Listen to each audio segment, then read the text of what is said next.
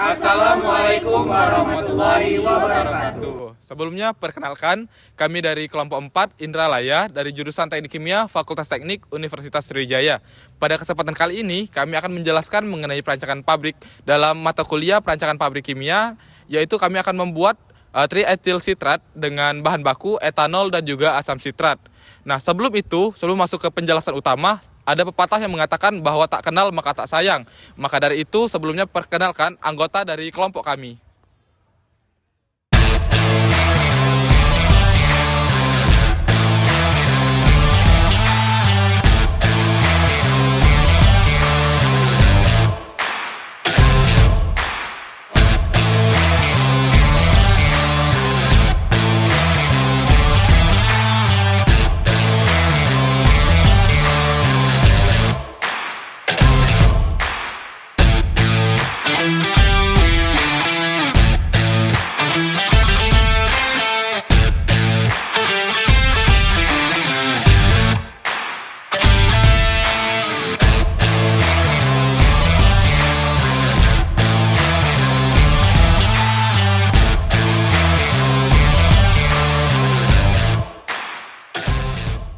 Triethyl citrat merupakan senyawa ester yang diperoleh melalui reaksi etanol dan asam citrat.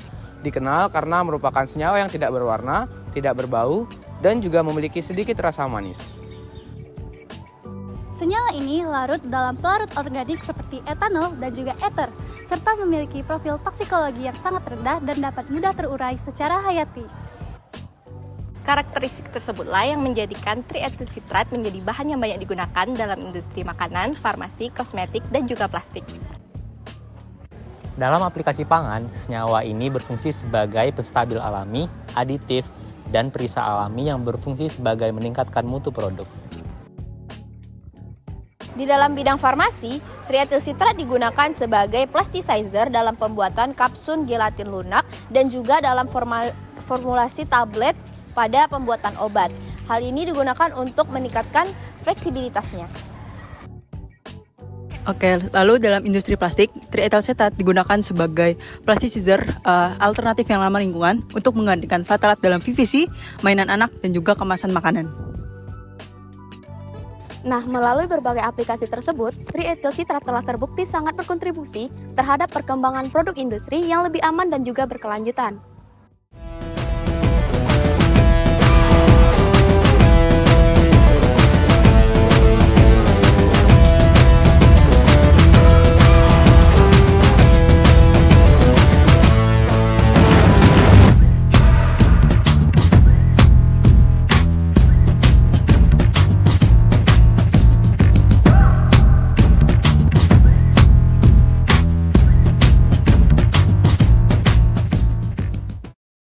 Proses dimulai dari dua unit tangki feed, yaitu tangki feed penyimpan etanol dan tangki penyimpanan asam citrat.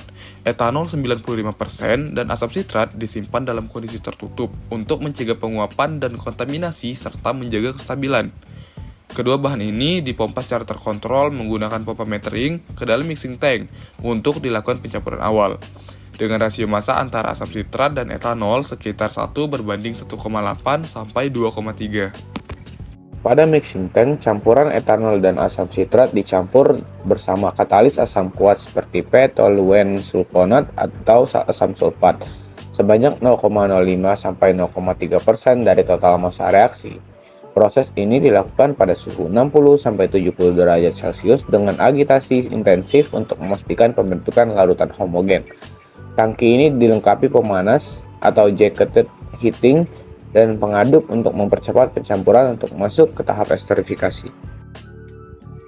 Selanjutnya, larutan dialirkan ke reaktor esterifikasi primer, tempat reaksi esterifikasi pertama terjadi pada suhu 120 sampai 125 derajat Celcius.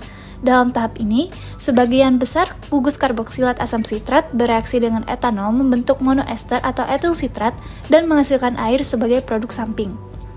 Uap azeotrop yaitu air dan etanol yang terbentuk kemudian dialirkan ke kolom distilasi melalui jalur azeotropik dari reaktor esterifikasi primer menuju kolom destilasi. Sementara produk utama dari reaktor ini adalah campuran monoester, etanol sisa, dan juga reagen tak bereaksi.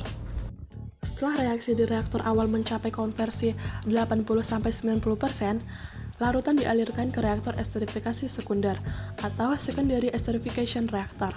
Di tahap ini, reaksi dilanjutkan pada suhu 128-132 derajat Celcius. Produk utama dari tahap ini adalah campuran monoester dan juga diester atau dietil sitrat dengan peningkatan konversi menjadi sekitar 93-96%. Uap azeotropik yang dihasilkan akan dikembalikan ke reaktor esterifikasi primer melalui jalur azeotropik dari reaktor esterifikasi sekunder dan selanjutnya ke kolom distilasi untuk pemurnian dan daur ulang etanol. Larutan dengan konversi tinggi kemudian diteruskan ke reaktor esterifikasi tersier. Tempat etanol tambahan dimasukkan melalui jalur bawah. Reaksi di tahap ini berlangsung pada suhu 135-140 derajat Celcius, menghasilkan produk utama berupa trietil sitrat dengan konversi lebih dari 99%. Uap etanol sisa yang masih murni dialirkan kembali ke reaktor esterifikasi sekunder melalui jalur azeotropik dari reaktor esterifikasi tersier. Uap azeotrop dari reaktor awal masuk ke dalam destilasi azeotropik untuk memisahkan etanol dan air. Kolom ini memiliki zona pemisahan dan pemanas dasar. Uap dipanaskan lebih lanjut di bagian bawah kolom dan dipisahkan di bagian atas untuk meningkatkan kemurnian etanol sebelum dikondensasi. Etanol hasil distilasi kemudian dialirkan melalui pipa konsentrasi menuju kondensor, di mana uap etanol murni yang memiliki kemurnian lebih dari 95% akan diubah kembali menjadi cairan.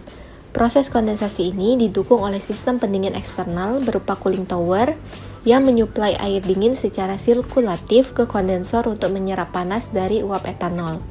Cairan etanol hasil kondensasi kemudian dikumpulkan ke dalam overhead tank sebagai reservoir etanol murni yang siap digunakan kembali di dalam sistem, khususnya untuk menjaga konsistensi reaksi esterifikasi. Produk akhir yang telah mencapai konversi optimal dikeluarkan dari outlet, reaktor esterifikasi tersier dalam bentuk crude trietil sitrat, yang kemudian disimpan dalam storage tank. Semua unit utama seperti reaktor dan tangki dilengkapi dengan pengaduk dan pengendalian pompa untuk menjamin kestabilan operasi kontinu secara aman dan efisien. Baiklah, mungkin sekian yang dapat kami sampaikan. Semoga apa yang kami sampaikan dapat bermanfaat untuk kita semua. Terima kasih telah menyaksikan. Apabila ada kata-kata yang salah, kami mohon maaf. Kami akhiri. Wabillahi taufiq wal hidayah. Wassalamualaikum.